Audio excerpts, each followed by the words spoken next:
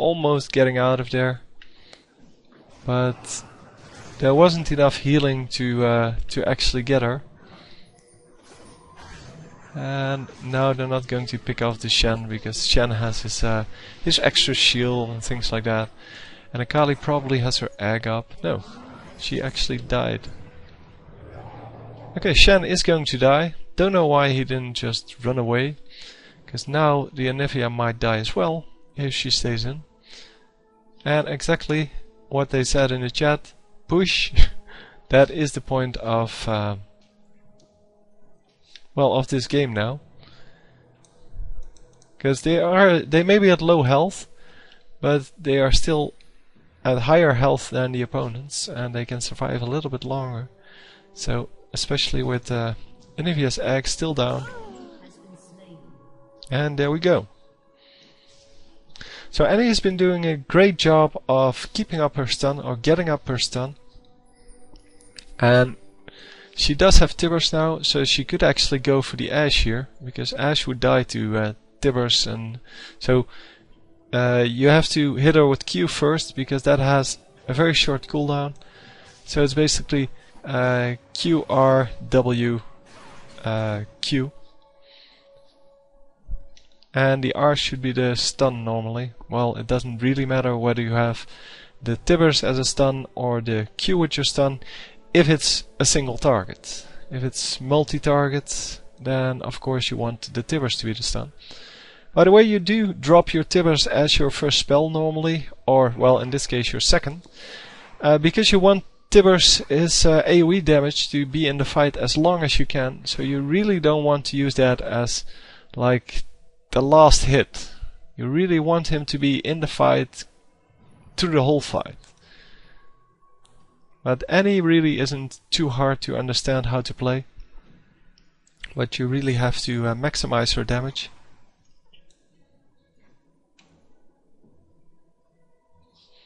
And they now noticed that that both of them were building the same item. No, that was not the one I wanted. I wanted this one. Oh, let's see what Akali is doing. She's actually jungling. So Annie going for some magic pen, not the magic pen boots, but that's good. Yeah, not a whole lot of really big items except for Annie having the death cap. And of course we see some nice items on Nessus for being tanky enough. And Soraka indeed going for something else. Cannot remember what the name of the item is, but I can look it up. Defense, health, this guy, and it's probably going to be the Spirit Visage. And yeah, it's okay. It's not great, but it's okay. Gives you reduced cooldowns, it gives you some extra healing for yourself, and gives you some extra health. So I guess it's a decent item. Of course it also gives you the magic resist, but really not enough to make a big difference against someone like Anivia.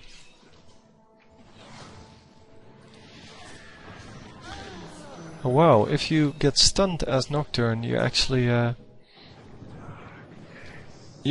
don't break the what is it called? Well, the fear spell. I don't know what it's called.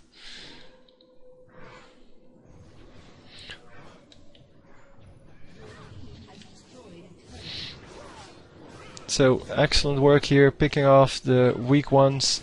Ness is just running in like the boss he is and getting it done. And some excellent vision here due to the clairvoyance, and unfortunately they don't get the kill, but still he has to back off or he's going to be killed now. I don't understand why people do this. This tower is lost if you're the only one defending it, so why would you go in at very low health instead of just going back? And same fault by Ashe here. Nice stun by Annie, and they are going to pick off this Anivia once more. Her egg is down now, so she might die once more. Yeah, the whole team should back now. Oh, really lucky nobody died there. They're still going to stay in because they feel that since there are still 5 of them and there's only 2 of the opponents, it might actually be a good engagement.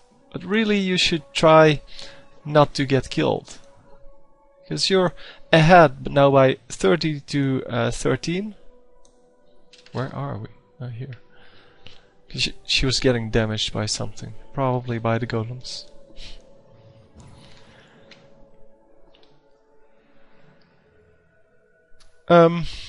Yeah. So it's 30 to 13, and the only way to really lose is to engage in team fights where you are very low health, or to go for Baron and have it stolen from you. Those kind of things. So the really big mistakes are the only thing that can save the opponent. And really, it's not that they completely won. It's just that the enemy team doesn't seem to understand well how to farm. That's the first. I mean, 219, 171, 111 and 105 against only 2 that breached the 100 mark, and one of them is the tank. Well, here one of them is the tank, but Nessus, as we all know by now, does a lot of damage with his Q when farmed correctly, and when he actually has a large number of minion kills with his Q. But Shen does not have that same advantage. So they are going for Baron here. I would say that's very unwise. But hey, it's their game. But well, the enemy doesn't have a ward at Baron. They don't have a CV. So all in all, doesn't really make a big difference. Unless somebody is coming in. Well, yeah, no, there's no way they could steal it, because they have a ward up here, and if someone comes here, they can attack them with no problem. I like the fact that they warded at least 1 position. I like to ward 2 positions, so here and here, because then you can see people coming, except for this route, which would also be a good ward spot, of course. But that one isn't used a lot, because then you would have to get past these minions, and that is very hard to do without being spotted.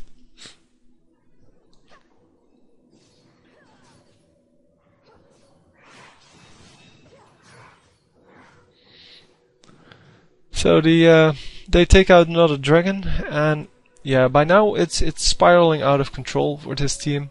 I think the game is almost up. But this enemy team can still come back if they pull it together and actually group up and use their skills to their fullest potential.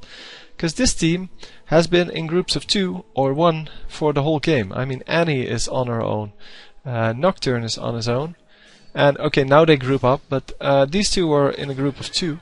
But still, it has been very hard for the enemy to actually make that work for them. So they do have an AFKer now, but Nessus is coming back, and that's why they're not engaging here normally. But well, this was too good an opportunity to let go. All of the carry is low, and the tank is even low, so he cannot really save this Anivia. No, leave him! Oh, yeah, now Shen is gone. They should have left him and just gone for the Shen and come back for the Anivia. Because killing Anivia in egg form is, well, not too hard. So getting a triple kill there, which is always nice, of course. I had my first penta 2 days ago. Unfortunately, I just restarted my computer prior to that, and I didn't have the LoL replay system on, so that kinda sucked. But it wasn't really the game I wanted to cast anyway, because it was really one-sided. And yeah, I don't know, the enemy team was just all carries, and I was Twisted Fate, and Twisted Fate just eats them up. because, well, you have the gold card, and the gold card just stuns them so that they have no damage output. And then, well, my whole team just killed them, and I was very fortunate to pick up all the last hits, but it was really a team effort. But, well, with so many stuns as Twisted Fate can put out, yeah, it's really, there's nothing they could do the whole game. And that's the wonder of Twisted Fate, I guess.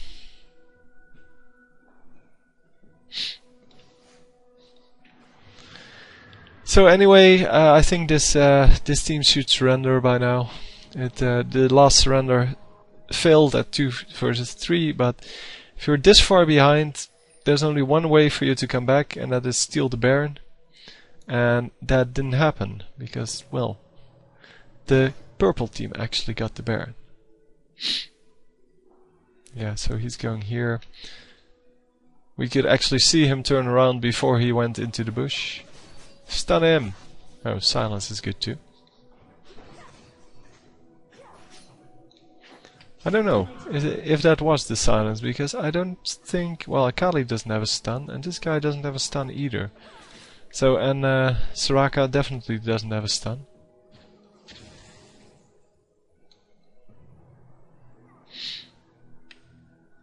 So 16-2 by now. I understand why I got this game in my email. But yeah, it's really because of the late game when the game was, well, long over. First part of the game was actually really normal gameplay from Akali. We of course saw the benefit of having a healer in the lane. And that benefit is huge. If you know how to deal with it, if you work with it, I should say, then you can get so much more aggressive than the opponents, and you normally win your lane. I hope you enjoyed, and I'll see you next time. GG.